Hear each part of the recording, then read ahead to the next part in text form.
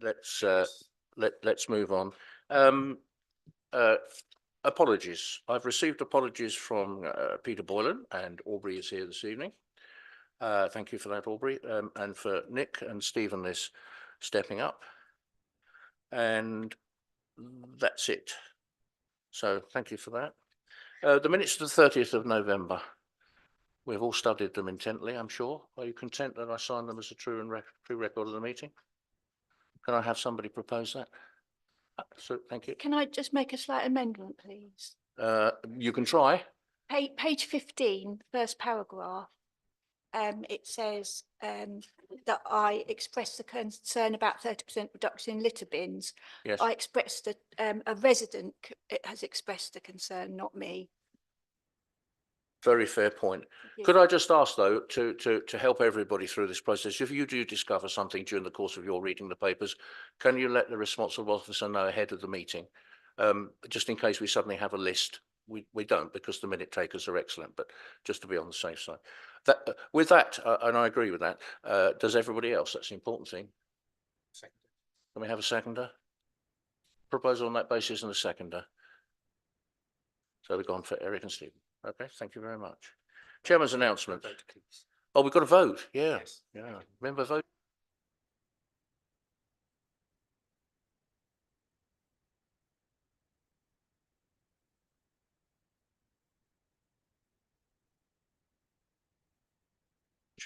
So, who is going to introduce the draft Thriving Together New Health and Wellbeing Plan? Oh, is that? Oh, yes.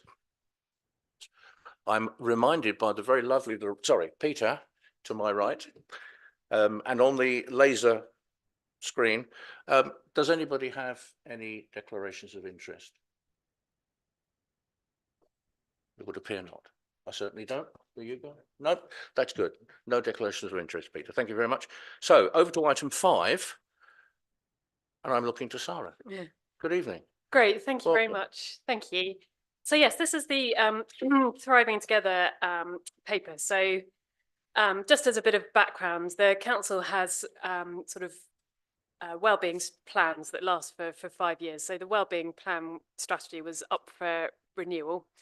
Some draft work had already begun on that, which was great, and sort of pulled together lots of really important elements, such as including partners, how we'd fit in with kind of the wider health and wellbeing services, ways to include residents. So we kind of took that bit of work and just worked on it a little bit more, really. So we decided, because it's such a big area, it's I guess a challenge to tease apart what's the strategy, what's the plan, what's the actions. So we thought an approach that we hoped would be helpful to residents would be to have this as a broad mission statement, and then from this have an action plan, which would be a live document, which we'd work with alongside residents, and that would be kind of monitored and updated on a more regular basis. But the action plan would be I guess derived from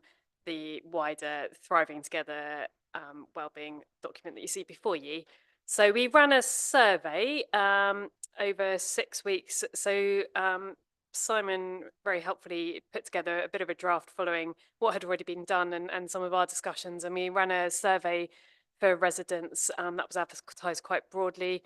And we had quite a good number of responses, and included in that was people could either opt to receive more updates about it or opt to become part of a kind of wider community group working on it later on. The feedback was broadly positive. People liked that the layout was fairly straightforward. There was, if you look at the reports, it goes into a bit of detail about some of the changes that were suggested that we were able to take on board. After that, we then had a small focus group just prior to Christmas with a few of the residents who'd expressed an interest in being more involved, just to talk a bit more about it and check that what they felt having done the updates and the changes. And that was a really useful discussion. And then we made a few more further edits, and yes, that's what you see before you. So yeah, any comments or questions? Thank you. Is that enough of an introduction? Hopefully. Thanks. If you think it's sufficient, it's Hopefully. sufficient. Thank you. Eric? Yeah, thanks for that, Sarah. I know a lot of work has gone into this, and as you say, there's a lot of experience. I've worked with Paul and Jonathan and Simon over many years. So I think the important thing is to make sure that it's easily understood and it isn't something that just goes on a shelf and then says, because that was always the idea, we don't put it on a shelf, it's a live document, exactly as you said. And to ensure that there's enough flexibility so that the various agencies and communities that we are able to engage with it. The other thing I was really keen, because we've had lots of strands to this over the years, so things like social prescribing, aging well, social isolation, and in my discussions, certainly with Jonathan, it was always around, we've got to make sure that what we do is measurable, because we need to, in a way, have a baseline and then look at how that's improving over the years. And so to include, you know, if people are going to Hertford Theatre when it's open, then, you know, those are social and community benefits that help health and well-being and thriving. Same with all of the leisure centres. And of course, the cultural strategy and all those other things, we need to make sure that more and more people are engaged at whatever level it is. So if you can't go to a theatre, we then take culture to the community, and it's linked to the grant strategy. I think what I'm really saying is that thriving and health and wellbeing is all of our business. So every single councillor here has a part to play in ensuring that we reach out to as many people as possible, because it's probably a little bit easier for people who are already healthy and active to then go and join a gym. But there are people who wouldn't have thought about it. And a few years ago, we had a program called Forever Active, and we got across something like 30 community halls across the district. We got thousands of people to suddenly join in with activity when they hadn't been doing it for years. So all I'm saying is use all of that experience. The officers have got it. Some of us here have been working in that way for quite a time, but let's all do it and make sure that it's for the benefit of our residents.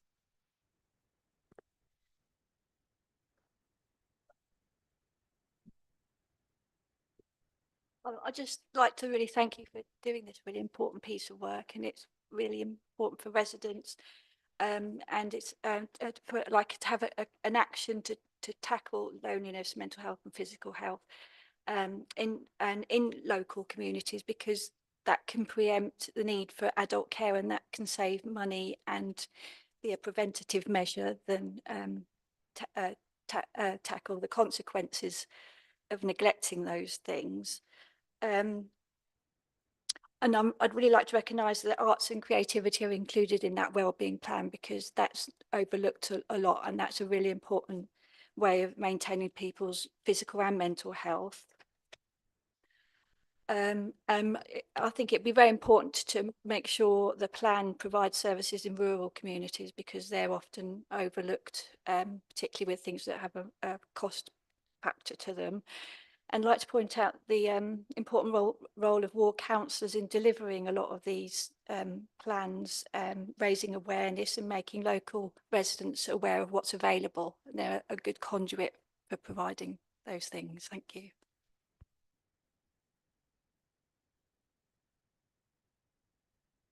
Rachel? Thank you.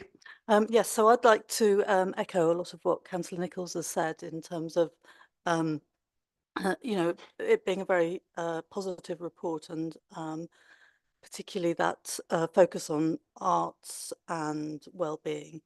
I think there are lots of very good aspirations. One thing I would like to just mention is I noticed the respondents were perhaps weighted towards the older age group, and there weren't so many younger respondents. And so I think it would be good to, because I think they probably would see things a bit differently, have perhaps different needs. So it would be good if sort of going forward in the next stage, that could be looked at, perhaps. Yep. So that was my main point.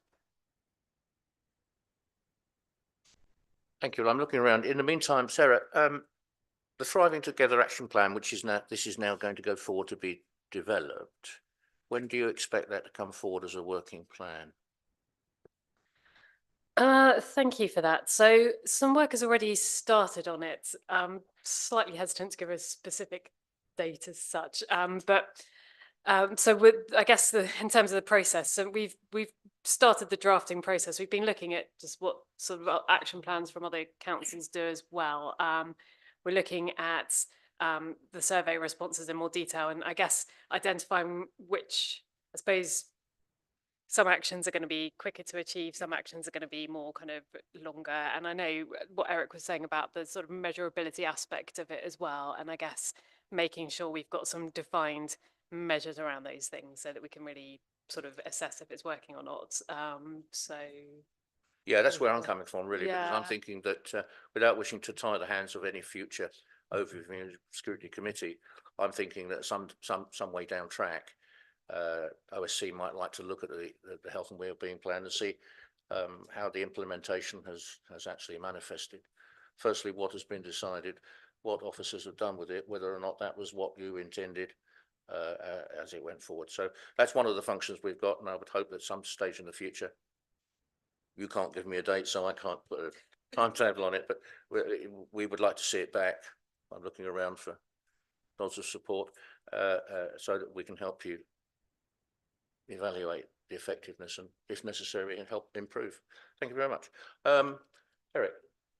Thanks, Chairman. Yeah, just pick something up that Sue said, and the importance of prevention, because that's, there has been some public health money that's come into the district council, and that's helped through the Healthy Hubs, which I know is actually doing a lot of signposting. So that's an important strand of work.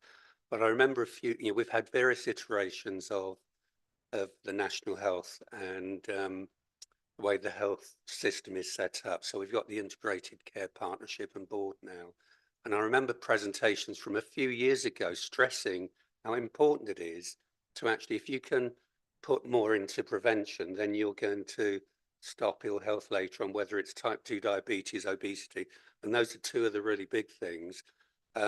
What I'd really like to see is from the health system, more funding coming down through to county and district councils to help deliver this. Because if we're there on the ground, if we can get access to that funding, it will actually save the health service money in the long run. Whether it's preventing falls, keeping people fit and healthy generally. So if we can find a way to having more engagement through our contacts, that would be really good. Yeah, I totally support that. And looking at here, I don't see the expression that I was expecting to see. I'll come to you in a minute. So it was social prescribing, which hitherto would come up through the NHS primary services. Working with surgeries and frontline medical provision to get, because as you say, 5 to 7 times a saving if you can catch it early and prevent or delay, all to the good. So I was going to pick up on social prescribing as well. I mean, you can be prescribed gym sessions through social prescribing, and mental health services are not sufficient. So if you directly prescribe art therapy or something instead, that is a good compromise. That could be a source of funding as well, couldn't it? okay, well, we've been asked, if we go back to page 18, we've been asked to consider, which we think we've done. Some comments have been made, thanks to Eric, because he can bring his vast experience to bear on this as well, for the good of all. Are we content to accept that we have considered this report? We have made comments, and I, for one, look forward to the opportunity, if it arises, it will arise at some stage in the future, to go over and see what we've achieved with it. Is somebody content to propose that we have considered? Thanks, Sue. I was just wondering, we did make a few comments, and I was wondering if Sarah would like to respond to any of the other comments that we made before we move on. Yeah, no, I'm happy to, and thank you. And it's really great to hear the comments as well about sort of, I mean, it is our role as councillors, one of the roles to kind of engage with this on ground level, and it's great to hear that there's some really broad enthusiasm for that, and it'd be great to do some work with you, Eric, as well, because I know obviously you have a vast wealth of experience, so that'd be fantastic. In terms of the comments, Rachel, I know you mentioned about engaging younger people. We did have a bit of a chat about that as well, and we were looking towards. There's some really really good partners that we work with. So Active in the Community are doing some work with younger people at the moment up in Seal and various other places. And there's the Breathe Clean campaign, which is to do with I guess sort of younger people at schools and air quality. So they could be a good conduit for us to kind of do some of that wider engagement work as well with wellbeing, because I mean it's all connected, isn't it? And then we were thinking about like the community safety, they do diversionary activities, and then again that's another opportunity to sort of be meeting with people where they are and just finding ways to kind of have those wider conversations. But I mean, you know, I welcome sort of any suggestions or ideas in terms of that as well. And I agree with your point on social prescribing. And I did some work around social prescribing in a previous role as well. And yeah, absolutely, it's a really great avenue for engaging people, and you know, people who may not necessarily come to find themselves in contact with counsellors could go through GPs and then access social prescribing that way. So yeah, it's definitely a great thing to include as well. Yeah, thanks. Good, useful. Thank you very much. We have had a proposer. Yeah, that's fine. I'm seeking a seconder. Thank you, Miriam. And a vote, if you accept the proposal. That's fine. Thank you. It all looks good. Thank you very much. Thank you very much, Sarah. So if we go now to agenda item 6, Air Quality Action Plan for East Hertfordshire, presented to us this evening by Tim. Good evening, Tim. Hi, thank you, Chair. So it was back in September, the 12th of September. Well, before I go there, actually, can I just sort of echo the preventative measures aspect that's been just discussed under the well-being paper. Air quality is linked to bad health issues. Good air quality is linked to good health issues. So I think if we can leave that sort of lying at the back of our minds, it's an important linkage, which is an investment. If we can improve air quality, we are improving health outcomes as well, just as Eric was outlining. So back in September, I presented some data on the air quality within 3 air QMAs, and I can see part of that is being demonstrated there. And also within that, a scoping document which laid out the priorities and the themes for the actions we'd be considering for inclusion in the action plan. I'm happy to say since that meeting, we've drafted an air quality action plan, an AQAP for East Herts, and that's in Appendix A of the report you've got in front of you. We've undertaken a public consultation exercise seeking views from the public as well as statutory bodies such as DEFRA, and the analysis of that consultation can be found in Appendix B. So tackling air pollution, part of the process of writing this is we wanted to get to the source of where the air pollution was coming from. And using the analysis provided by Bureau Veritas, an outside organisation who work directly for DEFRA, it's very clear that within the 3 AQMAs, the main contributing factor are vehicles, and within those vehicles, diesel cars are the main source. So that's where possible, where we focused our action plan on reducing on a worst first basis. The action plan obviously, well, perhaps not obviously, but it needs to be an active and evolving document throughout the next 5 years, which is its lifespan. Technology will move on, our understanding will move on, the world will spin round, and there will be different things to tackle and different challenges within that time period. So it needs to evolve. So here is a snapshot of what we think is the approach now, but it will move on. In line with the local air quality management policy guidance, we undertook a 6-week consultation period, which is in line with DEFRA's practice, code of practice. And I was pleased to say we received a good number of responses. We had 189 responses, 182 of which were public responses and 7 from the statutory consultees. Most residents, as I say, were from the towns, but bizarrely we got one from somewhere in the Midlands as well. So obviously our air quality is spreading. You can see the responses from the public, and we've made a number of changes to our original draft recommendations within the air quality plan, which are listed within the scheme. I think the largest of which, and it's worth perhaps just covering off now, is that I rather fancy how we got 50 plus attendees at a recent discussion on this in Bishop Stortford was due to the ULEZ banner headline in the Bishop Stortford Independent. And we have tempered the language which is used now within the Air Quality Action Plan to one of exploration. The original draft had the word implementation, in which perhaps was a bit previous. But as we discussed, and I think, Chair, you mentioned it last time, the importance of having that in our armoury and having that in part of our analysis for improving air quality. So to conclude, the draft Air Quality Action Plan, it focuses on the Council's limited resources and it tries to target at the areas which are the most significant impacts on our 3 AQMAs. And we'll continue to work with our key partners to undertake as wide a range of activities as we possibly can to improve air quality. But it really is one of engagement.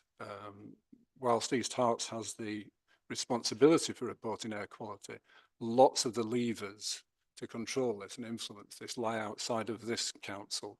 A lot lie in the community, some lie with Hertfordshire County Council, and some lie with central government. So it's how we continue to work with those partners and ensure we get the best possible result. So the recommendation for this evening, please, is to consider and scrutinise, in this instance, the draft Air Quality Action Plan. I'll be happy to receive any comments on the basis that the motivation is to improve the quality of the Air Quality Action Plan, and we'll take those away and consider them and include them where appropriate. Thank you. Okay, excellent. Thanks for that. Before we go into that set part of the session, though, I just would like to comment and say that it does actually recommend that we consider and scrutinise the draft Air Quality Action Plan. I think it would take considerably more time and commitment than we're able to give it in the week leading up to now, and indeed this meeting, to actually scrutinise it. But I'm very happy that we should go forward and take an overview. And indeed, if there's anything emerging in the way of recommendations, I'm sure the executive would be pleased to see them. So I, for one, at this stage, are not looking to include the word scrutinise in the recommendation, but we'll see how that pans out during the course of the meeting. Looking around, Eric. Start again, okay. I know, straight out.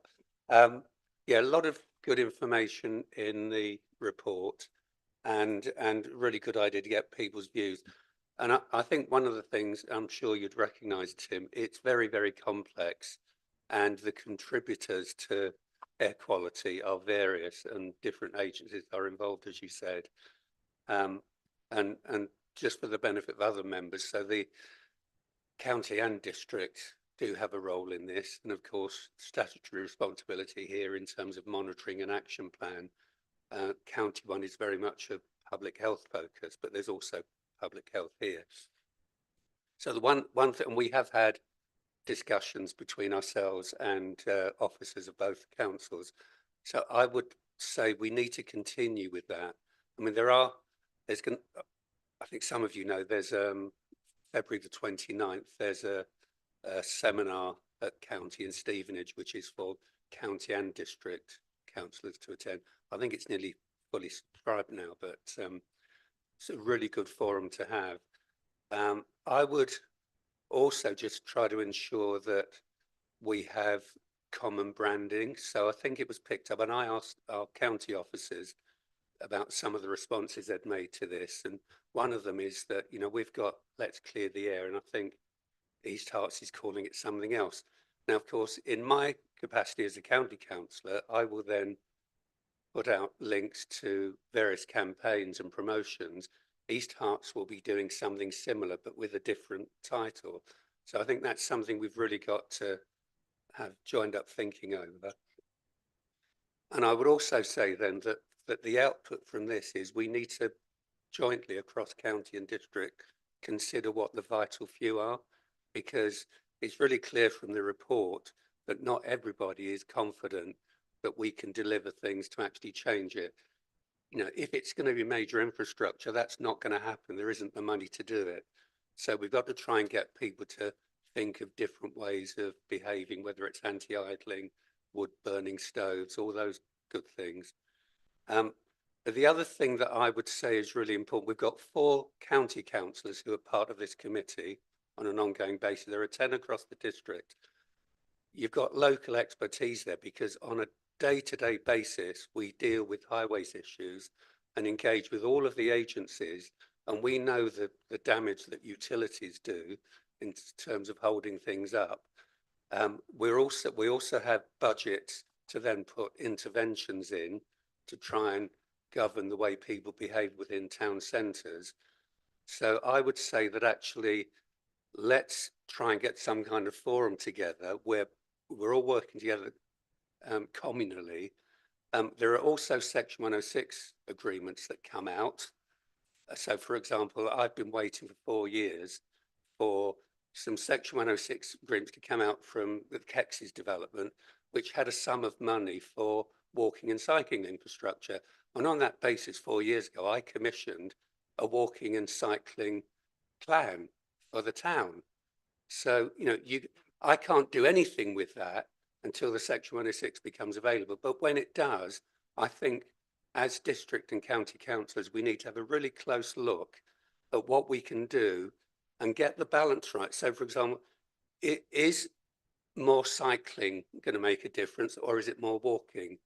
And so dependent on your location, it could well be that the funding that's available goes into making it easier for people to walk to school, for example, by having more drop curbs and more pedestrian crossings in the right place. So, as I say, I think if we can get those vital few out, and when we then have public meetings with people, have it structured in a way that we can actually say, well, look, these are the kind of things we're thinking about. Let's now have your response to that. I think I'll now listen to other people. Perhaps if I could just come back on a few of them, largely because I'll forget otherwise. If I could. I really welcome the close work. You know, it's almost impossible if we don't, Eric, I think, because we'll be, you know, maybe working desperately hard, but pulling against instead of, you know, pulling in the same direction. So I really do welcome that. And we'll put a massive, you know, huge amount of effort into to ensure that we're pulling our weight on that. I think that there's something at the back of our mind, and it came up before. I think, in fact, I think you mentioned it, Eric, about measurements. It's, you know, we can litter the place with initiatives, but unless we know whether they've worked, whether there's a cause and effect and a punchline, then we don't know whether to do more of the same, your question, cycling or walking. We don't know which one to, so we really do need to, I fancy, within this action plan, is to heighten our measurements so that we can see, you know, what effects we're having. And there's an option, or there's an option that there is now, there's a disparity between the air quality management areas. Hertford's got real-time, Bishop Stortford and Stourbridgeworth don't have real-time measurement. There's a real opportunity when we get real-time measurements in those other two areas that we can switch the paradigm round, where we can start using the air quality data, real-time air quality data, to influence people's behaviours rather than trying to influence people's behaviours and then 12, 13, 14 months later see if we've got a better air quality report, you know, when it's all been normalised and equalised and balanced. So, you know, I think there's a real opportunity this time around to do more with the measurement and the data, and let's, you know, get a wee bit more scientific on this.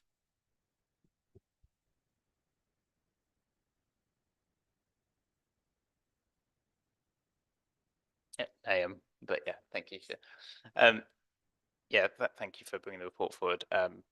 It's clear, you know, you put a lot of work into this, and officers have as well. And maybe it was just me geeking out a little bit, but I quite enjoyed reading the report. So, you know, thank you for that. And yeah, echoing a lot of the stuff that Eric was saying. One of the things that struck me in reading this, there's no magic bullet here. It's a really hard problem that is not within the power of this council on its own to solve. It is working with other people. One of the things that did strike me when I was reading through is that we sent it out for consultation and lots of responses. Two of the responses we didn't get were from the two MPs here, and there's stuff we can do, there's stuff that county council can do. There's stuff that goes even beyond that, and as the air pollution is coming down, a large part of this is going to be changes in behaviour, people moving away from diesel cars, people moving to electric. That's something that the council has limited power to control.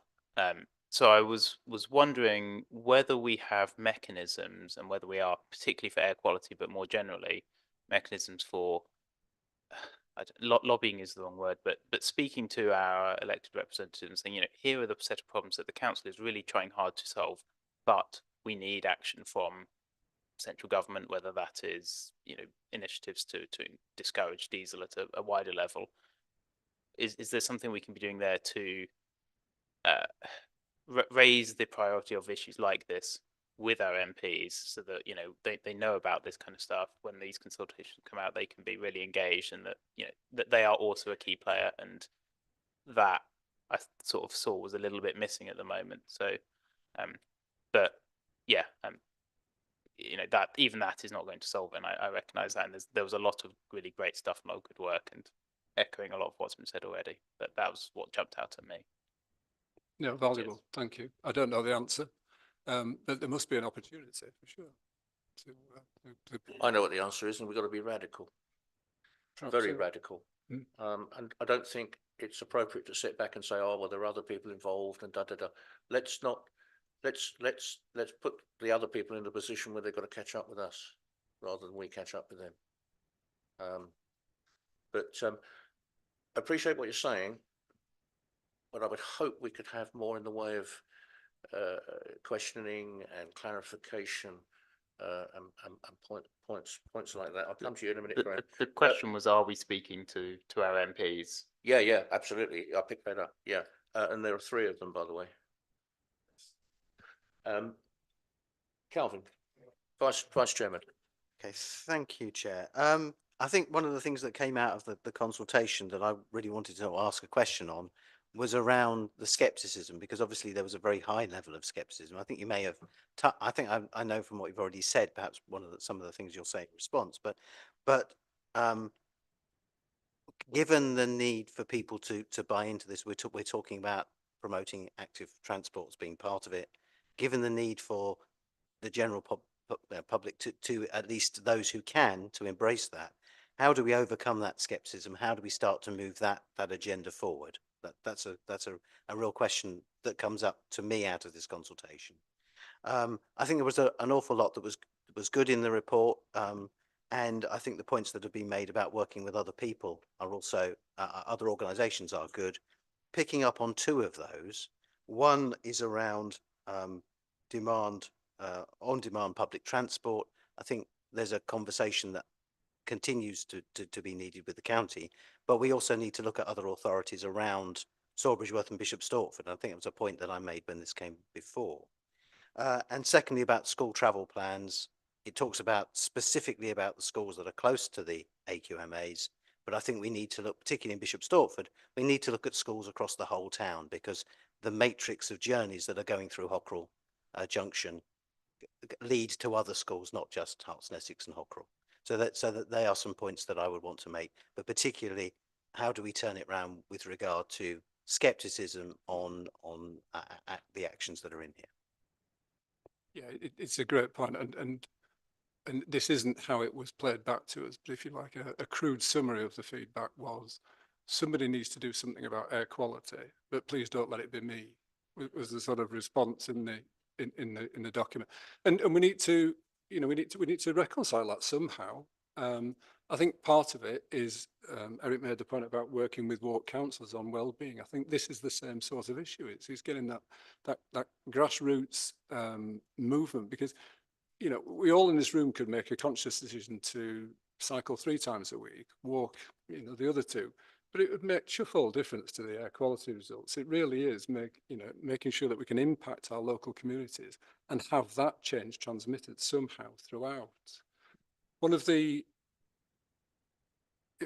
very powerful bits of feedback which came through the more recent discussions that we've had, informal discussions, but discussions we've had in each of the 3 AQMAs, was how it's an accusation, it's an assertion, and there's some sense to this. How we're the architects of our own demise, if you like, with air quality through planning decisions that we've made. And we know the constraints on planning. We know we're under pressure to create new houses, and the best way of doing that is to create estates which are viable, and off we go. But all that piles pressure on where we're going. Giving planning permission for a supermarket either side of Hockerell Junction adds to the weight of it. Building a distribution centre on the outskirts in between Sawbridgeworth and Bishop Stortford adds to the pressure on it. Shifting the school from one side of the road to the other makes all the parents, presumably, drive to the other one. So, there's some real joined up thinking which we need to get to, and where we can make the best possible. We know we've got to make these decisions, but make the best possible outcomes we can. And I think that will go somewhere to not removing the skepticism or the cynicism, but it will actually help if we can demonstrate how joined up we are on these issues.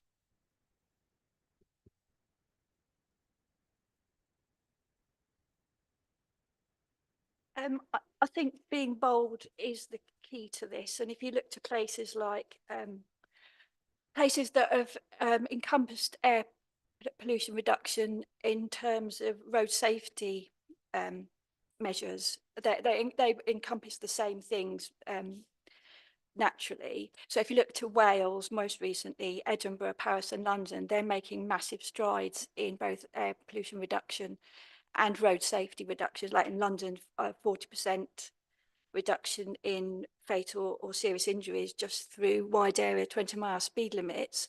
And I'd suggest that various policy changes in partners in the district and the county would make big strides towards that as well from a road safety point of view. So, for example, we don't have a Vision Zero on road deaths in the county, which would make a big difference in this context. Adopting a safe system approach for road safety, as they're doing in Edinburgh now. They've got the 5 pillars, and they encompass air pollution reduction within that. And then may I suggest a default approach to 20-mile-an-hour speed limits. So you'd reduce air pollution by 25% of NOx and CO2 in your air quality management areas, but you could roll that across the whole county and affect people's behaviour across every trip in the county. Could I just make the point that the people stuck on the 414 at Gascoigne Way between 7:15 in the morning and 9:30 would love to be able to do 20 miles an hour, and the people sat at Hockerell Lights would love to be able to do 5 miles an hour, but the problem is they're sitting there idling. Yeah, where the ICE engine is at its least efficient. Yeah. And what we've got to do is move that traffic across the day so that we don't get these build-ups. But yeah, 20 mile an hour has its place. But if you've got a wide area approach to 20 mile an hour, you average out speeds, you don't get stops and start, you relieve pollution, so it affects the whole network.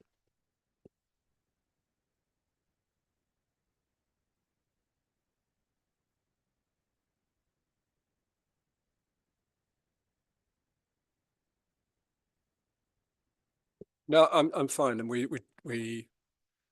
it's certainly in our thinking, the 20 mile an hour. And what another echo that came through clearly was, we're not alone in this. There's probably every city, every town in the country battling away with this, and there are, and we need to find them, some exemplars where people have perhaps not cracked it, but they've got some wins from what they've done. And Southampton was quoted, Bristol was quoted. I've reached out to a guy in Uttlesford who they reckon they've now removed their AQMA because it's fallen below the 10% threshold for 3 consecutive years. So that's worth having a chat and seeing what they've done out there. I think they've sent them all to Bishop Stortford, to be honest. But we will explore it.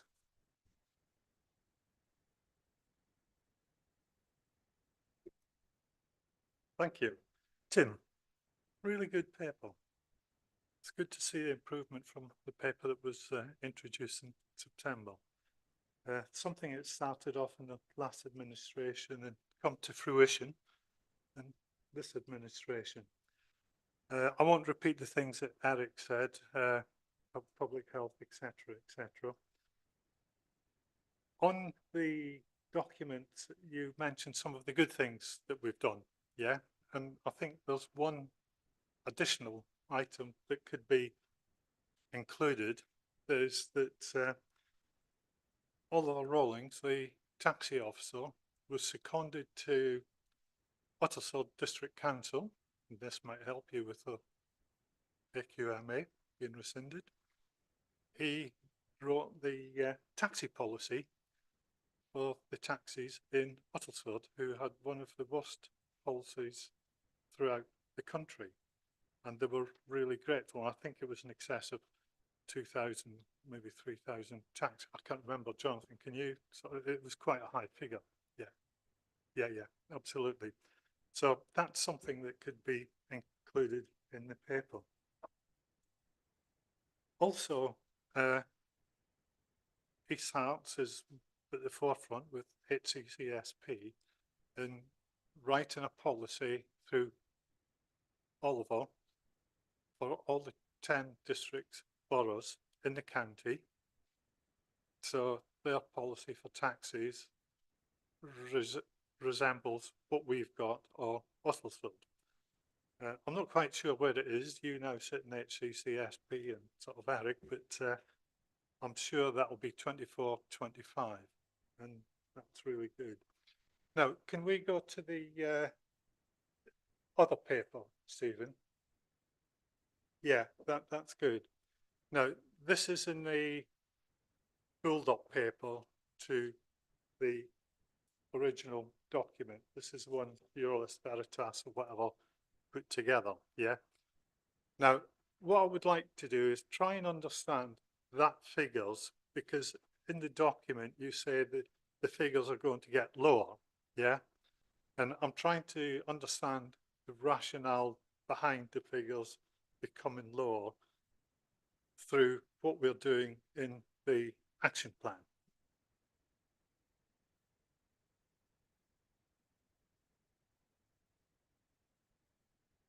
This is the company that's, did you paper? Yeah. Oh, yeah. It's on the website, it's a link. Yeah.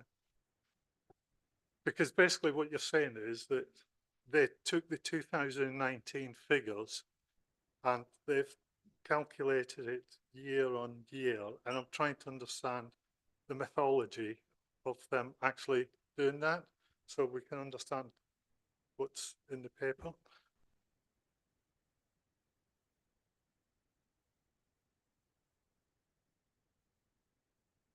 I shall defer to Jonathan, given it's such a detailed inquiry. I wouldn't expect you to do a bit. I'll give Jonathan. And the only request I'd have, Graham, is if you know the answer, then you could perhaps tell us this. I wish I did.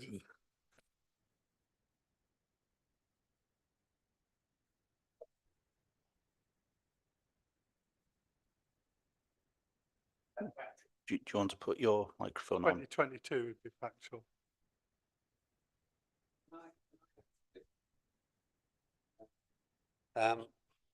I'm not surprised by seeing that, because in the public health seminar last March, on air quality, there was a similar projection that was actually showing that over time, up until 2030, the nitrogen dioxide figures will come down. Now, clearly that's because more and more people are taking electric vehicles. But what that paper said was that actually the particulates don't change and the carbon don't change. So one of the points I was going to make is, yeah, that's broadly in line with the county assessment as well. But one of the points I was going to make is that we're going to have to adapt this over time, because measurement's going to be difficult, because people are going to have electric vehicles more and more. But what won't change is the congestion. And we were talking about health earlier. And if we continue to have congested roads, then the air quality will be better, but people's lives won't be any better because they'll still be stressing. And the other thing I was just going to add, on page 175 of this report, it actually shows, I'll use Salisbury as an example, it shows the proportion of nitrogen dioxide to various types of vehicles.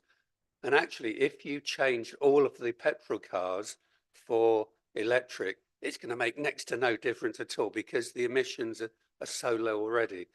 The really big thing is the diesel cars and the diesel commercial vehicles.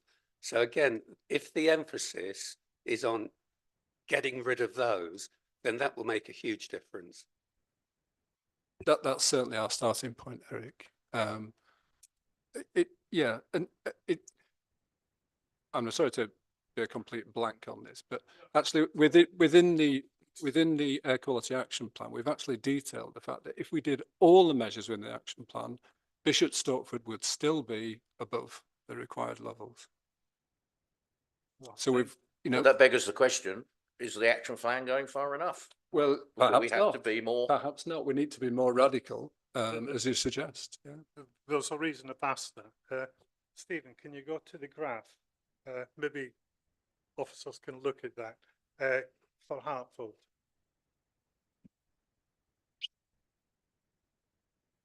Yeah, that's good. So basically, I attended all three hostings or whatever they were called, Tim, Bishop Stortford, Yeah, community discussions, I think. community discussions, and I learned something very, very interesting in the Hartford one. Maybe you can sort of help me here. There was a member there, and he said that the reason that we've got such high levels, or the levels they are, is because that we've got a district council and a county council, and it's due to the employees of both councils, large employment, that create the traffic congestion, and it was only coming in. That's correct, wasn't it? And he mentioned That's certainly what he said. Yeah. yeah, and he meant, what was it, about 70%? I can't recall. Of the vehicles that actually come in go to the. Can you recall, Ben?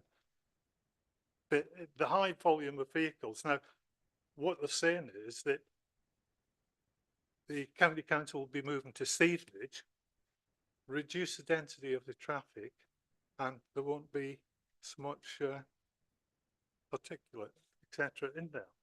Now, the figures were taken in 2019 for this report, yeah? In 2019, there was 264,000 battery electric vehicles and plug-in vehicles in the United Kingdom, yeah? Now, in 2023, there was 1.6 million vehicles plug-in and battery. Now, that's how far it's moved on. I'm surprised something like that wasn't actually in the report. But what should have been in the report is the new legislation for vehicles, the manufacturers. So in the year 2024, all new vehicles, 22% of cars have got to be battery electric vehicle. Going up to 2035 when it's 100%. 2024, 10% of vans have got to be electric. So what's actually going to happen? All these pollutant vehicles, diesel, etc., are going to be dropping out, and you're going to have more and more battery electric vehicles, plug-in vehicles. Could I just interject there, because we've heard from Eric, and it does make a lot of sense that in actual fact, and I know this from some of my experiences, the majority of fairly modern, and that's the last 5 or 6 years, petrol vehicles, the rate of emissions is very low. Again, the problem we have is not with those or the vans, it's largely with the huge number of HGV movements coming into our towns. And for the moment, there's no viable option. So you're absolutely right. It's very obvious to us that we can expect the emission from passenger vehicles to go down, but we might have to consider some fairly drastic action around how our towns cope with HGVs. And building a supermarket that takes two massive HGVs a day in a AQMA is probably not the best. I'll perhaps just respond to it, to Graham. So I'm a bit confused by the argument, Graham, because you're saying that in 2019, or since 2019, we've had a 6-fold increase in electric vehicles, and yet the results show anything but an improvement. Nationally. Well, okay. I would imagine it's not, exclusive of Hertfordshire. I would imagine some increase has gone on in Hertfordshire, but it doesn't correlate to the results. And the other point, I think, which is worth making, is that we're talking about nitrogen oxide here, but just replacing every single vehicle we've got with an electric vehicle will not solve the PPM issue. So we will be left with a residual issue, which is, arguably as worse a health issue as NOx. So I think there is, and I'm sure you're not, because you've fulfilled this role faithfully over a number of years. But I would not want a complacent, it's going to be okay if we hold our breath. But not intended. These figures aren't in that graphs. There's a time delay for these figures to actually come through in the report. What? There absolutely is, yeah. Yeah. But I'll give way to Stephen. I was just wanting to talk about the in the report it says that PM 2.5 measurement is going to be increasingly used, and in the light of that and all the changes in development that are in the pipeline for Ware and Hertford and other areas, and a theatre being completed,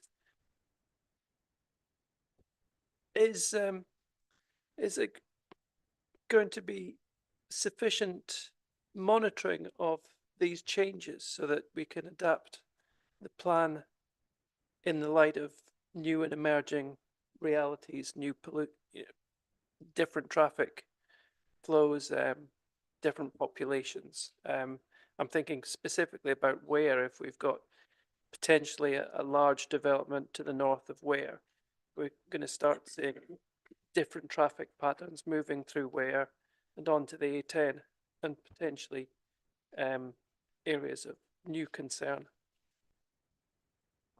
I think it's a cracking question, Steve. And I mean, have we got enough monitors? Probably not.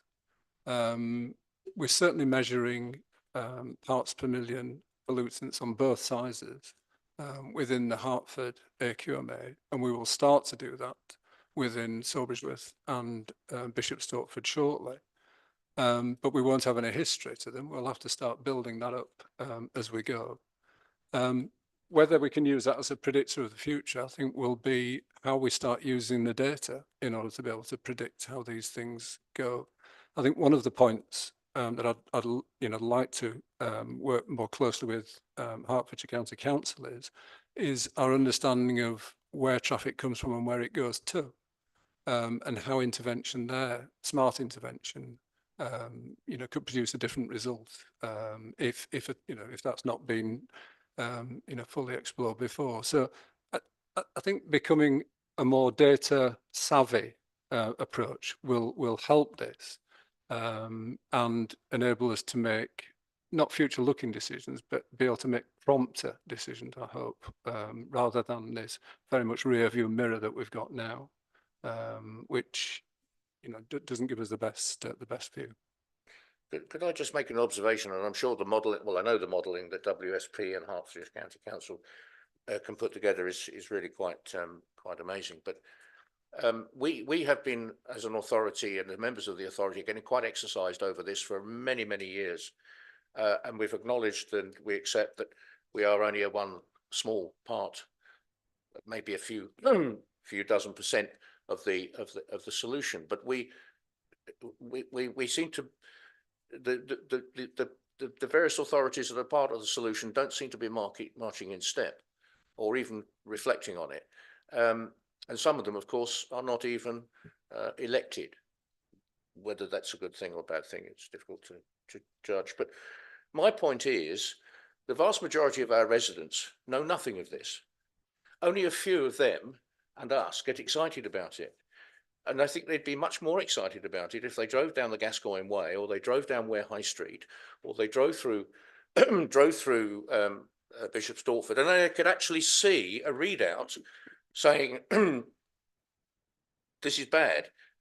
The level is 40, we're below that, but actually the World Health Authority are saying not good. Let's put it in the public's domain. Let's make it very, very clear that they are sitting in a queue contributing to this. That will get a few of them to turn off. It'll get a few of them to change their patterns of behaviour, and they won't be able to, just calmly get on with life. They'll begin to recognise. So could we take it beyond this chamber and get it out there to the public as part of this plan? It's a really interesting interjection, Chair, because it came up actually on Sunday evening. Somebody was suggesting a sort of, like the wigwag things, or the moving message boards, where we did just that. And I had an interesting session this morning with an air quality company who were talking about, and this is where we try and shift the paradigm, so that, if you've got an app which says, look, the air quality at Hockrell is particularly bad this morning, if you've got a choice, delay your journey until after 10 o'clock, because at that stage the traffic will have gone, you won't be part of the problem, you'll get a lot smoother journey. If you can't do that, could you anticipate using, or could you entertain using either active travel or public transport? And here's some links through to train planners and bus timetables and Hearts Link and whatever else. And failing that, can we, and there is evidence that we can we influence sat-nav and actually have out of town visitors routed away from hotspots when they are performing badly? So this is what I'm talking about, data becoming our friend, if we like. If we can use that data in real time and start influencing behaviours, it's a better prompt than saying everybody ought to do something different, because it's just not powerful enough. So I take your point. If we can get that sort of proactive bit in.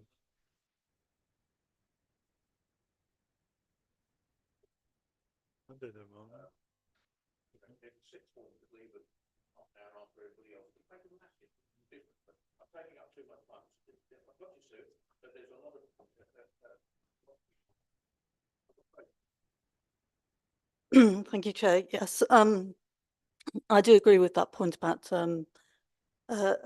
real-time data. It's very useful. With the Met Office pollen data, which tells you if the pollen level is high. So the same for air quality would be a great thing. Can I just ask for a bit of clarification on this on here? The tall line at the top, is that Gascoigne Way or is it West Street? Because I think it's actually, the colour is looks like West Street, but I imagine it's probably Gascoigne Way, because so West Street has got the highest. Well, that seems a bit. Oh right, okay, okay. I think I've understood that. I haven't quite understood that. So did we only start measuring? We started measuring West Street earlier than Gascoigne Way. Is that right? Probably, yeah. Yeah. Okay, so the pollution level in West Street is very high. Is that? It's still the worst. Okay. Well, I mean, I should say that West Street is in my ward, so, and there are, persistent problems with traffic and with congestion and so on. It's below the red line, so it's. No, it's above the red line, the West Street. Oh yeah, that was going back in 2020. It is now below the red line, yes. Yeah, yeah. So it has gone down, but it has been very high, yes. Yeah. So my other point was that Councillor McAndrew raised about the changes in behaviour that there might be in Hertford over time, and how obviously the county hall is redeploying its staff, moving its staff to Stevenage. But I think you know, we would, speaking as a sort of Hertford councillor, we would hope that that site would remain mixed use, and we would hope not to lose our biggest employment site in Hertford. So we would hope that although that might be an advantage in a traffic sense, it would be a disadvantage in an employment sense, in a thriving sense, if you like. Okay, thank you. A number of you want to talk again, but I'm still not heard from everybody, and Joe has indicated. Yes, I've just got a couple questions really.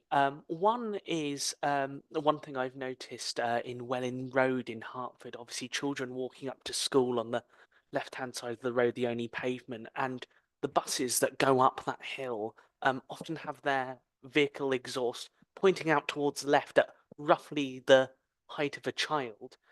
So it's getting blown into their face. So my question is sort of what can we do as a district council to sort of enforce sort of regulations that don't do that.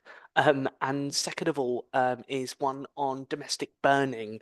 Really, I know we've only really talked in this action plan about working with trading standards to ensure domestic solid fuels are sort of complied with. I was wondering if there was any other sort of actions that you explored in writing this, and whether you think we can go further enough with domestic burning in this plan. Thank you.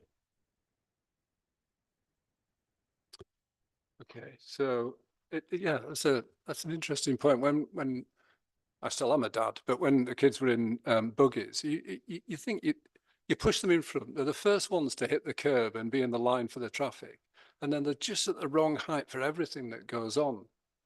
So does that mean anything? Those are just the fans for the computer in the Okay, cool. server room. So if as best as you can, ignore them. Fine. I will now. I will now. So yeah, I think we should do something, you know, in terms of explore that. You know, goodness knows what we can do, but let's have a think about the height of exhausts. In terms of solid fuels, I think you'll probably ask Eric to give a comment, seeing as he's championing a recent campaign of clear the air. Just from my personal knowledge, there's been a massive movement in regularizing and licensing, probably not the right word, but you have to now, in order to be able to sell wood fuel, you have to be part of an approved agency, and that approval involves you know, annual audits, making sure you're storing it, and more importantly, the water content that you're selling this stuff at, because it's generally burning stuff's not great, but it's even worse if you start burning wet fuel, wet water, wet logs. So nationally, there's quite a lot of work going on there, and if you look at the HETAS website, you'll see a lot of background there. Eric may want to comment on another thing. Jonathan might want to comment on what else we considered. Well then, Chairman, am I on? Yeah, it was just Clean Air Night is on the 24th, so there'll be promotions around that. And recent findings have said that actually in terms of particulate, what comes out from fossil fuel burning is far greater than the emissions from transport. And actually within the home, it's probably the worst thing you can do. So of course, it is very difficult for people who don't, you know, who live in rural areas. It might be a way they can deal with having heating their home, but electric is far better. But I think people were at the meeting we had on Sunday, people were quite skeptical about that. But actually, I think we need to just check our data. But I think if we can get people away from doing that, that would be great. If I'm allowed to just carry on with one more thing, I know can I come back later then? Thank you.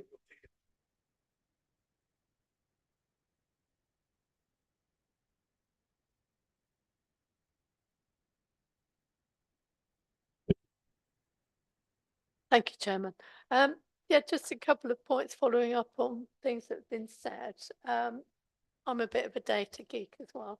I'm just wondering, in view of the sort of lack of engagement, whether we can access, I don't know whether we can access any local NHS data on respiratory illnesses and that sort of thing, and try and get people engaged that way. Obviously, children is the one that gets most people exercised, really, so that would be good. Somebody said about data on air quality as well. I'm signed up for the No Respond Hertfordshire and Bedfordshire air quality system, but I'm not sure how localised that is and whether that can tie into anything that we would do. So that was just a couple of points, really. Yeah, I agree entirely with the NHS aspect. I don't know. I can imagine there's all sorts of obstacles in the way of getting that information, but I think the health linkages need to be made more strongly in terms of air quality. I don't know. Well, the sort of one of the broad differences between our responsibilities and county is that county have that health responsibility, and it'd be great to be able to tie the two together and try and see it, and through to the one end to the other. In terms of, I don't understand the mechanics of how the alerts. I'm on the same alert. To my knowledge, I only get it for Hertfordshire. I only get it for Gascoigne Way, as far as I know, and it goes red, amber, green. So I don't know. I would like to think that when we get the real-time monitors elsewhere, that we can then broaden that out. But I'm not sure how that mechanism works. But I will take that away and explore that. I think that real time feeds into what I was mentioning about getting the data out to the public, and in particular in those areas where we know that traffic flows are slow or at a dead stop. Yeah. I think we really do need now to make our residents far more aware of the challenges that we are facing on their behalf, and get them to support us. George.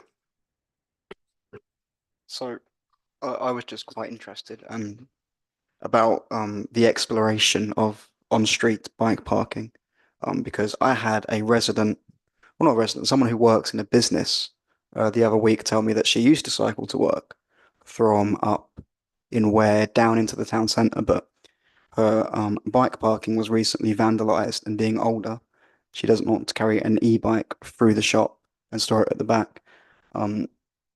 So I'm very positive about on-street bike parking, but I wondered if it could possibly be expanded for things like businesses or nature reserves, and working with planning to make sure that there's adequate bike storage, because I am not a cyclist and I would like to be one. And the reason is, although there is an East Huts car park next to me and I live in a big block of flats, I have nowhere feasible to put one.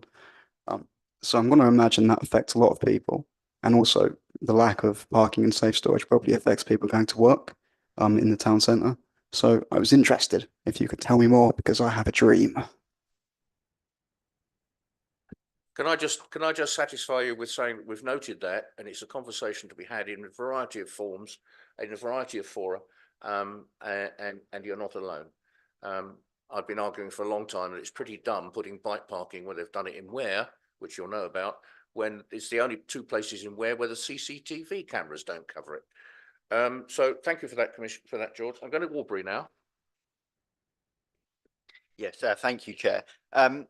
Regarding in Appendix 1, on the executive summary, regarding where it says action plan presented in DEFRA format, on there it says that there's some estimated completion times. I know for the 22 measures which are listed, and I know that obviously those 22, it might not be worth or time to go through all of them, but it would maybe just be good to hear what processes were considered, especially when outlining each one of those, and assessing what would be the completion date for each of them. Maybe there might be some key ones that you think are highlighting within them, or if a broadly similar process was established for them all. Thank you. I'm going to ask Jonathan to chip in there.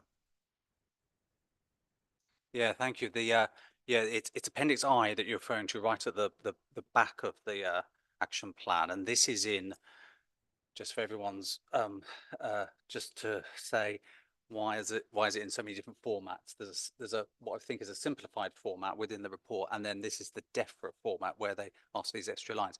In terms of the timeline on that, I think as with any action plan, and to be honest with you, the whole thing is a live action plan, those things which are underway, those things where we're already working with colleagues at county or indeed DEFRA funded projects and such like, they have a far more accurate, if you like, timeline, and they're typically, the deadline is already started, it'll say that, and it's got a finish date which is coming up. Other ones which essentially needs to be explored and refined as the living action plan works, they have got a longer time, and they tend to run up to and kind of beyond the lifetime of the action plan. So in a sense, yes, it's always going to be, unless we know the timeline, and some of them we do. I mean, I won't go through them line by line, but some of them that we do. And if not, we're doing our informed kind of estimate of us working with our various colleagues as to what would be a likely timeline to work to. The reality is we'll keep refining that. The action plan will always be looked at as we go through, and they'll be refined as we go through and updated on the website. Thank you. Eric, can we come back to you? Yeah, I was just picking up on the comments we made earlier about the types of vehicles that contribute. And of course, growth is an important aspect of that. So if you look at the housing growth from Sawbridgeworth, Bishop Stortford South, Bishop Stortford North, over the last few years, you're talking about around round figures, 5,000 homes that have been built. So I'm fairly sure that with the number of HGVs going up and down those roads, not to mention the extensive roadworks on the M11 that seem to be going on for years, all of these things contribute. And of course, we've got Gilston coming up, and Ware North and East, and others around Hertford, etc., etc. So, you know, clearly we understand, and we have understood, we have to have a district plan, and that's why we've got one, and growth is extensive. But I don't really see any emphasis at any of the development management meetings around what the impact of those HGVs will be. It's often around traffic impacts and whether or not the modelling supports it. And I raised the issue at the Gilston hearings around air quality as well. Now, if the major contributor are diesel vehicles, then I think that's something we need to include in terms of conditions. I know that will be very difficult because there are viability issues, and the developers will then have to say to their contractors, you're going to have to use the cleanest possible types of engines. But actually, why shouldn't we be saying that? Well, simply because we can't, because the planning law doesn't back us up to that extent. Anybody that sat on DMC will be immensely frustrated about the things that we cannot stipulate. And even when we do, we know it's a nightmare very often enforcing it. And sadly, nobody out there is producing a 25-ton tipper, which doesn't chuck out a lot of muck. And you know, if you follow them down the road, as you frequently do, I use the A507 a lot. I'm always stuck behind a lorry. You'll just know that you know, these things really do chuck out some serious muck, and so do the tractors that help grow our crops. Something we're going to have to work on. But yeah, we can only do so much, and this is where government really could help us, tying up some of these loose ends. Nick. Yeah, so I was just going to build on that because there's a frustration, and Eric hasn't expressed it yet, but the distribution centre that was built or is being built is nearing completion. I think, Graham, you're informing us, is nearing completion in between Bishop Stortford and Sawbridgeworth. Had a planning constraint on it, the HGVs would adopt a particular route and not adopt other routes. Sadly, that developer successfully appealed that with the planning inspectorate, and you're right, Chair, that there was nothing in planning law that prevented that decision being reversed. So an open question to us all as members and officers is, we're planning virtual gardens, we're planning Gilston and Harlow, and they each have promises in there, or aspirations or targets for active travel of, upwards of 50%. What happens if it's 1%? Are we completely powerless? Can we do anything? So we need to, I think, better understand our remit. And do we have to rely on, targeting organisations where we appeal to their sort of corporate guilt or corporate sort of moral to do the right thing? Or can we actually police these things? Can we get weight restrictions policed? Can we get planning restrictions? Residents will police it. We're too complacent, and our residents are not well enough informed.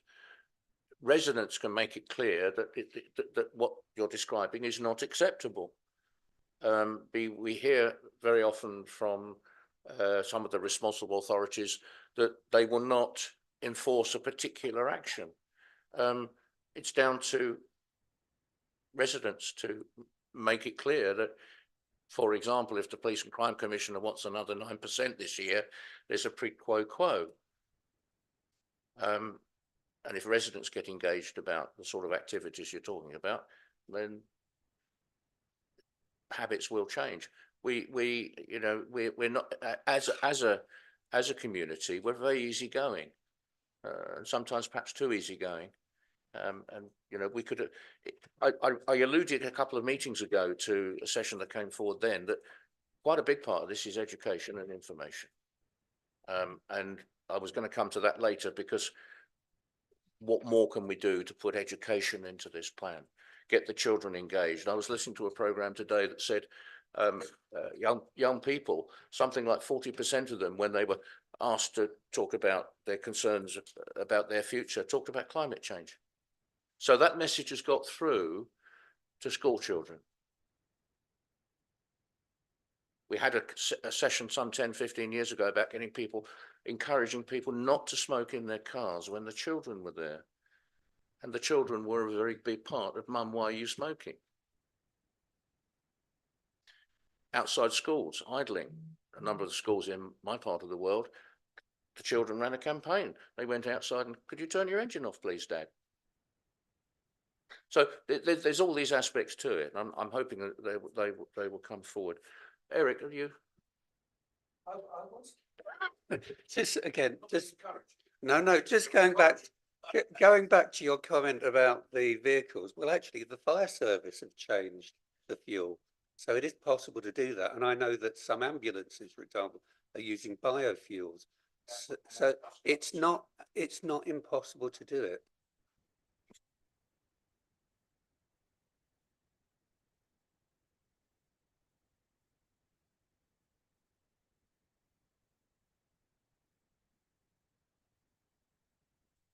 I was hoping you'd forgotten.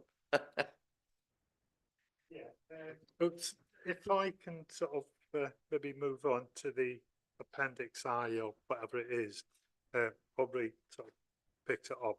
I've got a few observations. Basically the same. 1.2, explore emissions-based parking charges, and we've got a 3-year sort of period there. And I'm just sort of trying to understand, is it really a smart measure, 3 years to sort of explore? Is it not something that could be done in 2 years or whatever? I think some of the time frames here need reviewing and whatever. The explore last mile delivery, that's 2028. Now that's a sort of quite a few years away.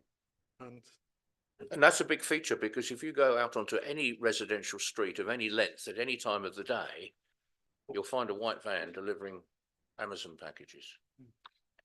Other warehouses are available.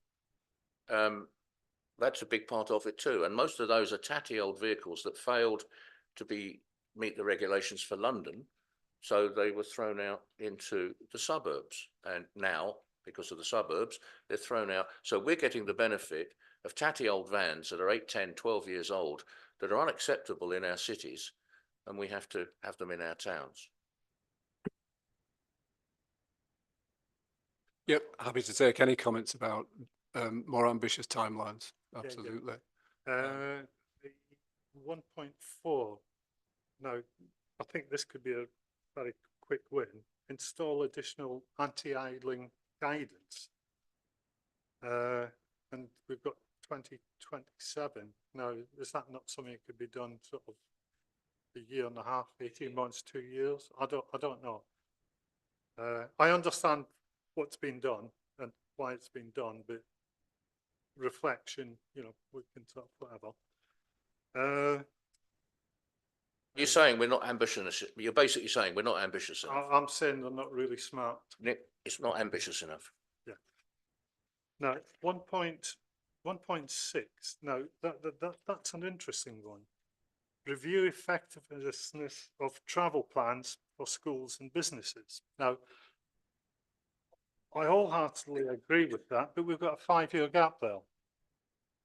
Now, what it doesn't do is, I think that could be broken down to 3 sections, one for each of the AQMAs. Yeah. So you review Bishop Stortford, you review Hertford, and you review Sawbridge Road. Yeah.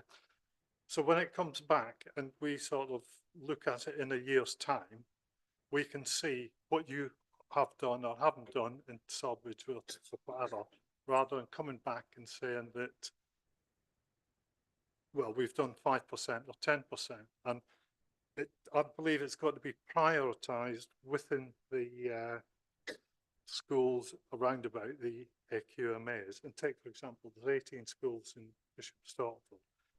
And since 2007, Jonathan and Paul will be aware that there's been a 2,000 plus increase since the AQMA has been put in place. I'm getting updated figures that I can give to you. And it'd be really good to break that down to, well, I think it's covering Calvin's point earlier on about the schools, and we can actually see what's actually going on there. So that in 2029, I think, you know, if we're really serious about it and the schools are causing congestion and traffic, that needs to be a priority rather than whatever. That's you're developing a strand here, which I think's got potential to be quite helpful. I mean, Tim, if we encourage the schools, dependent on their level of interest, to actually engage in monitoring the levels around their school, it could be part of their daily curriculum, couldn't it? Just to update on that, we're actually doing that live. Some of this equipment is not expensive. We're doing that live now. Yeah. Okay. We've got 14 schools involved across Bishop Stortford, Hertford and Sawbridge, with 1 in Ware. 11 schools have had workshops, 3 more schools are booked in, and 2 schools are booked for a second workshop. So that work is happening. Yes, so we've lent them equipment. They've got mobile air quality monitors they can use wherever they fancy. They've actually got monitors they can use within the classrooms as well. So it's active. So I'll take the challenge on dates. I guess what we haven't been clear on is everything that's currently going on. So my apologies for that. Okay. So 51 businesses engaged as well. Yeah. 2.2, this is close to your heart, this one. Continued adherence to our sustainability, SPD and air quality neutral policies. Council declared a climate emergency. Throughout the SPD document, it speaks about climate change 2030, and we now need to rewrite the sustainability SPD to reflect the 2027, and it was done in 2021, and the world's moved on, and with the we also need to park in SPD. I'm not quite sure where we are with the park in SPD, but that's very important. And the local plan review. So they're all integrated one way or the other. It's understanding how we can do that. And their estimate measure to be introduced 2018 and finished in 2024. Does that need reviewing? Because I do understand to do the local district plan and SPDs a bit. Jonathan? I'll tell you what, I'll answer that one, Graham, thank you. So the district plan is under review, you know it's starting. It's a refresh of the district plan, and that will take most of this administration's timescale. So I think the dates in there are coincident with that. The ambition is that we don't have supplementary planning documents to the district plan. We've got them embedded in. Good. So that will be part of that review. It frustrates the life out of me that it's going to take that long to do, but I'm advised that that's how long it takes. And I think it's a lot of that timescale is out with East Hearts. I think it's just a process we need to work through. But you're absolutely right. We need to be faithful to it and make sure we get the right outcomes at the far end. So that's something that needs to be taken away and sort of looked at and whatever. That's one of the longest sort of ones. 2.3, create sustainable design and construction code of whatever. It says ongoing. Could review due to start in 2024. Is that something you could sort of expand on, Jonathan, or? I suppose the expand on the sense, I think what we're trying to get at there in the dates bit there. So this is work that our planning colleagues are doing with other planning authorities. And that's why that review, we're kind of, I defer to my planning colleagues who aren't here, but that they are working with others to bring that as a kind of more, you know, learning from together and joined up piece of work.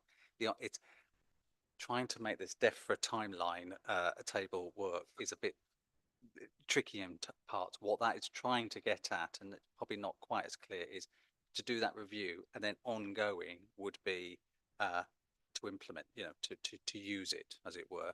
It's all kind of embodied in one line there, which might not be as.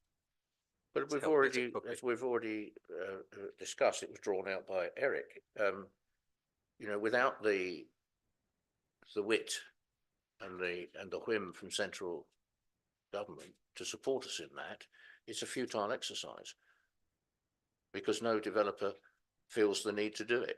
Developers are there to make their whatever, and they'll crack on and, you know, they'll build unit 47A in this spot and 49 there and 51 over there.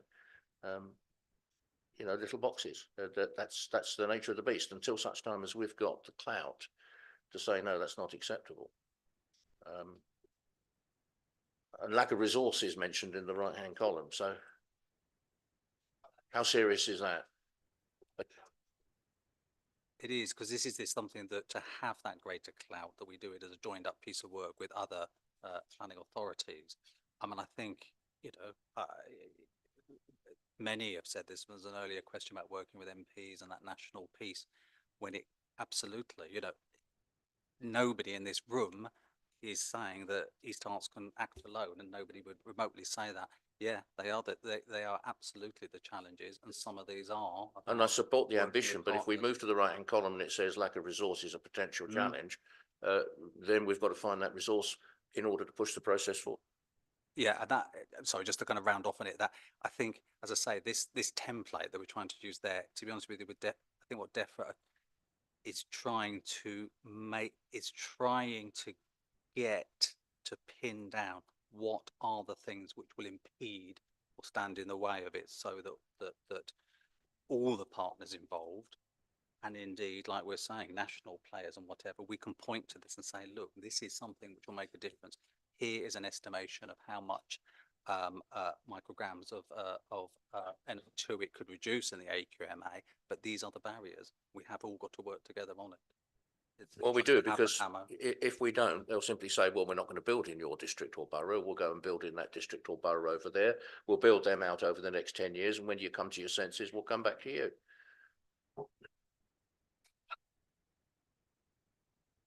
Right, okay. Right, excellent, thank you. Now, 3.1, support expansion of Hearts Link. You've got 2024 to 2024. I think the Hearts Links will be here for another few years and it will expand over. So there's no problem with a 2027 or whatever it is.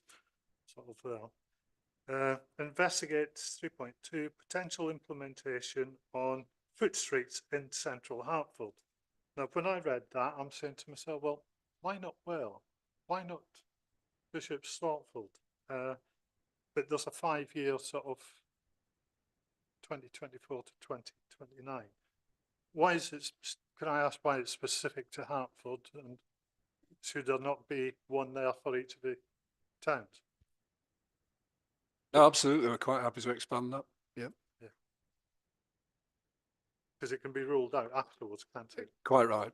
This is about feasibility and sort of, you know, Graham, does just it conscious of produce the time, result? have you got many more of these? Because I'm dreading you're going to get down Yeah, to 19.8. No. And we're going to. I'm going home before 10 o'clock. Right, it says develop 3.3, develop personalised travel planning for residents. Could that be broken down? Is that a generic one for the whole of the district, or is it going to be separate for each of the different towns that's got different challenges? Yeah, it's largely centred on the AQMAs, so it would need to be personalised around those hotspots. Yeah.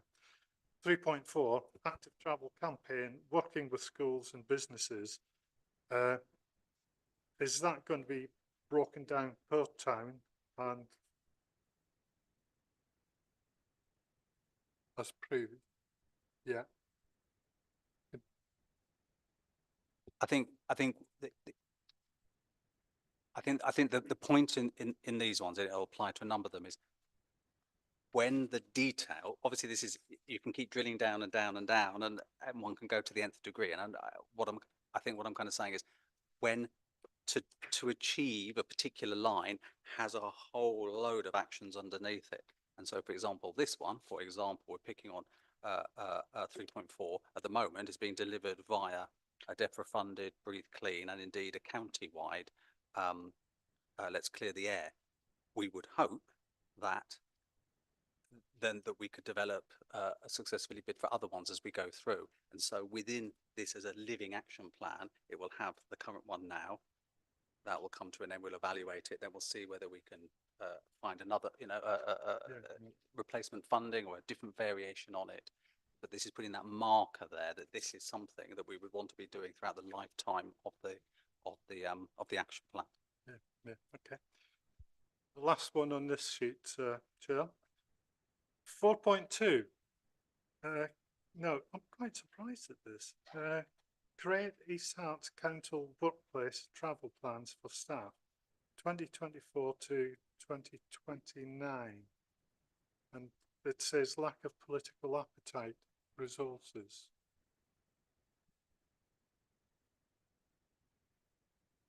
Yes, my question to you, Graham, would be, has it been put in place before? And if not, why not? Well, I was under the impression there was travel plans for the staff in place, share rides and whatever. I'm not saying they haven't, I'm not saying they have, I just 2029. I guess just perhaps just on that, the point is that I think what this is, and again, this is this section of the action plan where it's kind of saying all the things that East Herts Council is saying it'll work with residents, that it's hang about. Let's make sure that East Herts Council has got its house in order as much as it can do. And one of those is to constantly work on travel plans for staff. That you're absolutely, I mean, Graham, you know as well as I do, yes, there have been many things, live shares and promotion of public transport and all sorts. One has to keep on top of it. And in terms of that timeline, it says start in 2024 and continue throughout the whole lifetime of the action plan, because it is something that has to be kept on top of. And my last one, I think, penultimate. The HCCSP, Hertfordshire Climate Change and Sustainability Partnership. We're one of the leading authorities on that. We've created lots of opportunities for others. I've extracted two action plans. There's one for behaviour change and the other one is sustainable transport. And there's lots of actions in there that can be taken, lifted up, because we're actually doing it. So we may as well turn around and say, look, this is what we're doing. Let's sort of stand up on the podium and put our head above the water and make it sort of, you know, a working document. And we're working with other authorities, HEC, everybody else. So it's not something we're not doing, something we are doing and something to be proud of. Yeah. Just on that, I think I think in doing this and and Tim has been obviously very heavily involved, what we've been trying to do is bring together all those different strands. I think completely, let us do another quick run through to see whether there's anything to scoop up from the HCCSP action plans. We keep thinking we've got everything from all these different bits, but if there's something else, absolutely. So we will review that and obviously talk with Tim about whether to add anything else to the plan. I would like it to be seen that we're working together, as we said at the beginning, rather than being critical. Yeah, that's me, Tim. Phew. Breathe easy. Could I ask a question, because I couldn't find this in the papers, and that's how many FTEs within this organisation we've got working on this? Is there a full FTE working on I think this? you've probably got the majority of the people who are involved sat here with you. Right. So maybe there's some work to be done around analysing what resource we're going to need to get to get to the majority of these.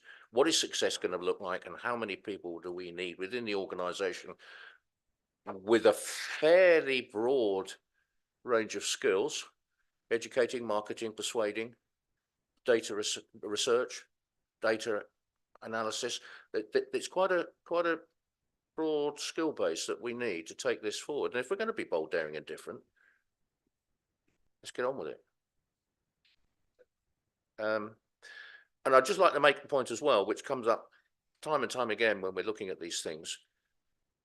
I think it would be dangerous, personally, I think it would be dangerous to make these policies anti-car.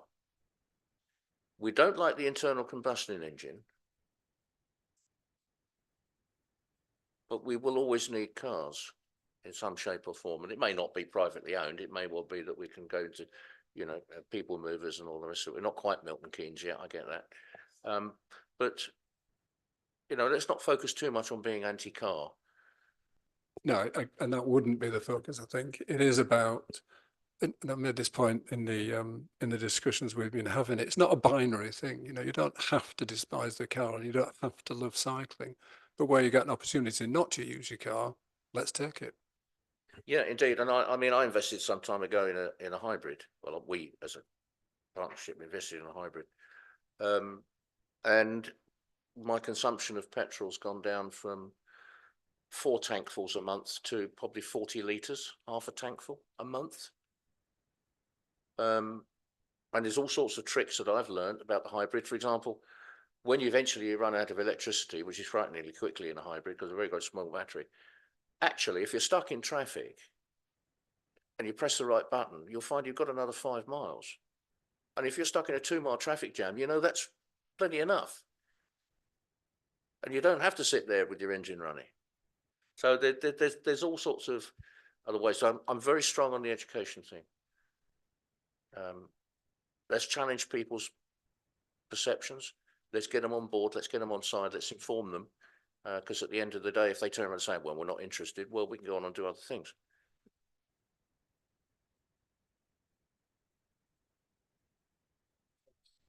On the anti-car front, the Hertfordshire Traffic and Transport report that came out recently, there's a figure of 75% of people want to see less traffic in their area. So people are on board with it, and 51% of trips in Hertfordshire are less than 3 miles or less. So there's a big potential there to get people out of their vehicles, especially when they realise that the worst place to be for pollution is inside your vehicle.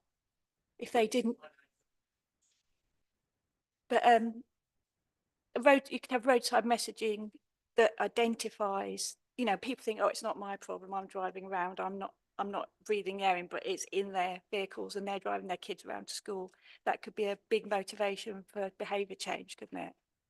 As we've sat here, I've received a message from a well-known parcel delivery company that are coming to visit me tomorrow, saying that if I opt to have that parcel delivered into one of the local parcel secure storages, it could potentially cut the pollution in my street by 35% from that delivery.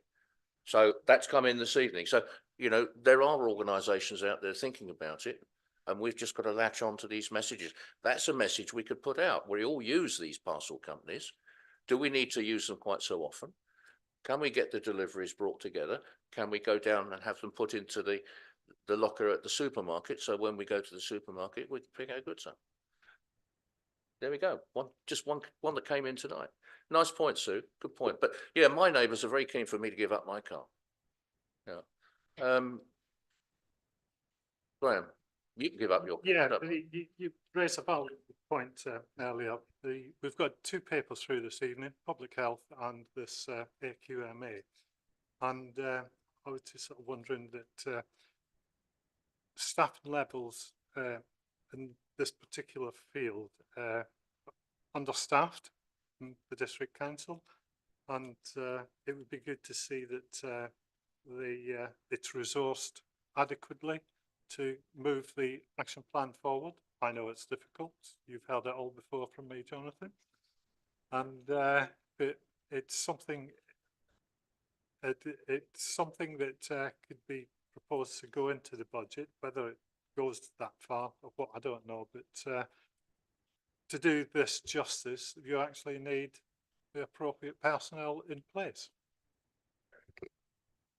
Well, just on that point, didn't we have a non-key decision published today around using funding from the levelling up? I mean, I'd have thought whoever those couple of people are, this is part of their role. It absolutely. Stephen, I've got a little tick in my system here that suggests that you indicated at some stage, but I'm not sure whether you actually dealt with it. Have you got anything outstanding? Thank you. I think we've arrived at the point where we've given this a jolly good going over, Graham. And I think we're at the point where we need to make that decision. If I can take you back to where we were, around about page 70 something, wasn't it? 74. Yeah. See, the memory does work. It just doesn't work when I want it to. Right. We've got and I did put a caveat on, didn't I, at the start of the. Yeah. So the recommendation for this committee is to consider and scrutinise the draft air quality action plan and pass any comments to the executive member for environmental sustainability for consideration prior to the presentation of the AQAP to the executive. Our colleague to the right has indicated that he's captured all that, and I'm sure he has, he always does. My proposal to you is remove and scrutinise, and we have considered the draft air quality action plan and passed comments. The executive member is not unhappy with that. I'm not unhappy with that. If you're not unhappy with that, that's the recommendation. Some scrutiny in there myself. But say again? I sent some scrutiny in there myself. But well, you ain't seen scrutiny yet. You wait till it comes back to us in a couple of years. Then you'll know what scrutiny is. Yeah, no. Excellent. That's the recommendation. Can somebody please propose it? I think there's one for you, Graham, isn't it? No, Sue's beaten you to it. You can get to second it. So Sue and Graham, can we have a show of hands, please, if that is acceptable? It would appear it is. Thank you very much. We move on now to the work programme. Yeah, thanks, Jonathan. Thanks, Paul. Yeah, that's me doing that one. That's you. Yeah. Thanks, Chair. This is the usual work programme from the Scrutiny Officer regarding the draft work programme. Paras 2.1 and 2.2 detail what has been happening what happened pre-Christmas in terms of the updates on the work programme. I would also mention the executive has suggested the ONS committee would like to review the anti-racism charter. Pending further information from the head of housing and health in terms of reporting update, this has been previously booked in for the 5th of March meeting. Having said that, ONS in March has quite a few topics scheduled, so members might wish to reconsider topics for that meeting, specifically anti-racism charter and East Herts Run markets, as to whether they are full reports or a bulletin only. Lastly, as the committee dates for 2024-25 have now been agreed, members are invited to consider what scrutiny topics they might wish to review and include on the work programme. By way of a reminder, proposals for scrutiny should be completed using the proposal form available in the Microsoft Teams area. Members' views are sought on the work programme and whether they wish to make any changes. And I think there's the item at the end of the work programme as well, whether that gets pushed back. And the last item, I think, wasn't it, Chair? And that's it. Right, sorry, when you say last item, which one are you talking about? The Development Management Committee Forums one? Yeah. No, we did that in Over to the committee. Any thoughts?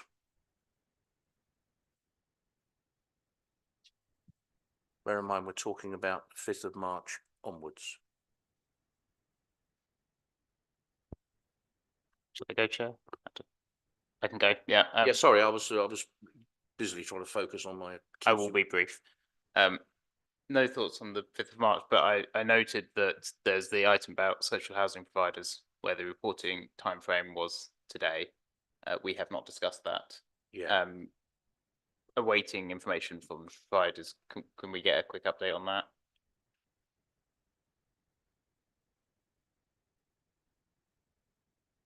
On social housing providers, there's a long history, and back in the day,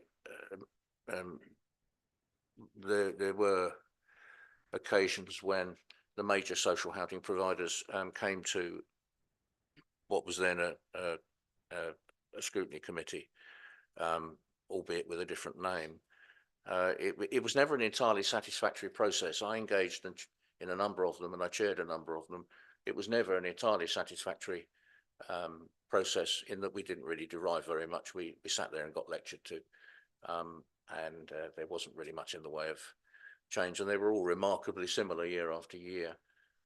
We did have a situation where elected members sat on panels with the social housing providers, and I'm not sure if that's still going ahead. We do, and I sit on it. Say again? We do have that. I sit on it, but it is a different audience. It's a big responsibility for you. I sat on one for 6 or 7 years.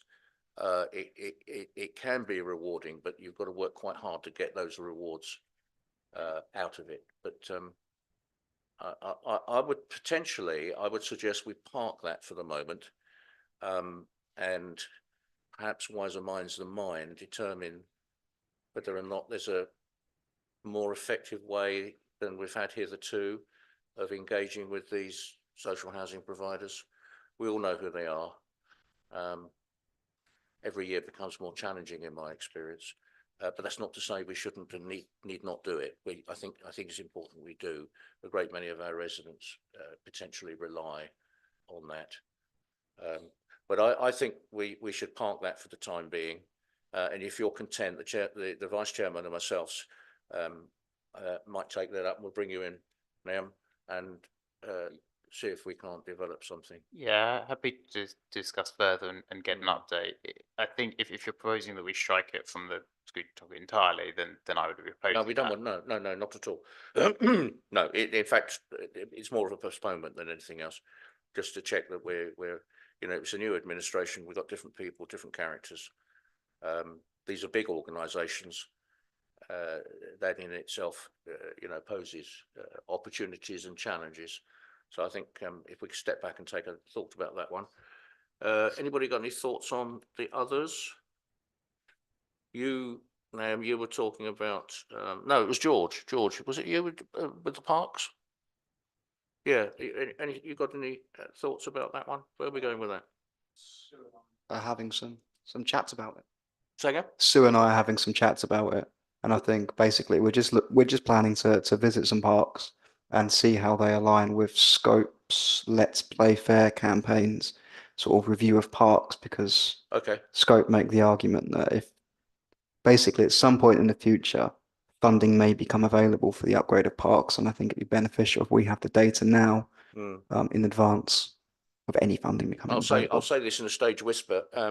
Graham might want to engage with you briefly at some stage, because he's racked up a fair bit of experience around some of our parks, so that might be helpful. I raised this question of policing because I was concerned that in the past some of our town and parish councils were using some of their funding to contribute to the cost of PCSOs, and I just wanted a bit of work around that. Apart from that, I've got nothing else to say. You broadly content with this? Rachel? Yes, so just looking at the anti-racism charter, I definitely support reviewing that. I'm surprised it's under the corporate objective of sustainability, and thought it might be more enablement. But perhaps that could be just clarified. But yeah, I think it's definitely a good idea for us to take a look at that. Okay, cool. Chairman, is the policing one ready then? No. That's what I thought. So that's got to come off, isn't it? No, it won't come forward until the 5th of March. It's not ready. To be frank, I don't think there's a great deal of excitement out there about it. We've gone out to the Hertfordshire Association of Town and Parish Councils and asked them to put some simple questions that Lorraine and I have the officers and I have worked up to them, and see what response we get. If the responses don't lead us down the road we think we can give value to, then we won't go there. Simple as that. The history is that back in the day, there was a buy one get one free offer from the Home Office, in that if a town or parish council stumped up half the cost, which was then £14,000 of a PCSO, the Home Office would put in the other £14,000. But initially it worked quite well, but anecdotally over the years, the attendance of the PCSO in that particular parish has fallen away quite dramatically, to the point where in some cases they're not there at all. They're not. The only time that we regularly see police officers now at parish council meetings is when they're suggesting that they're not going to pay the £14,000, and then suddenly you get an inspector and a sergeant turn up. Yeah, it's interesting. Okay, if you're happy for that to go forward, would somebody please propose? Sorry, I didn't see you there, James. Sorry, just a couple of things from me. The anti-racism charter, which you refer to, did you want that as a bulletin first off, or straight? Yeah, I think so. I don't think. Yeah, I don't think we would have the knowledge to give that the sort of attention it deserves without. Okay, so what I will do, I'll liaise with the head of housing and health to make sure that a bulletin is sent out to all members ahead of a decision being taken at some point, whether you'd want to see a full report on after that. But if we could have that prior to the 5th of March, that would be helpful. So if there's anything we need to discuss, we can do it then. Yeah, and the East Hearts Run Market, is that the same? Do you want that as a report to the committee, or do you want that as a bulletin to members beforehand? Remind me, who was interested in the markets? I think that was me originally, but that was before.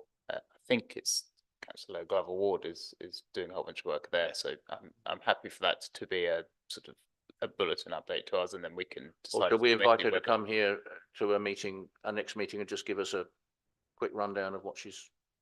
Would that? If she's happy to do that, yeah. Yeah, that makes sense. Yeah, it's a 10-minute run through of what. I don't think it'd take much longer than that. Yeah, no, that's fine. And then with the questions and answers, 20 minutes. Yeah, sure. And the only other one, which I referred to you at the outset, Chairman, is the Development Management and Community Forums item, which is currently listed for the 5th of November 2024. Yeah, I'd like to put that back.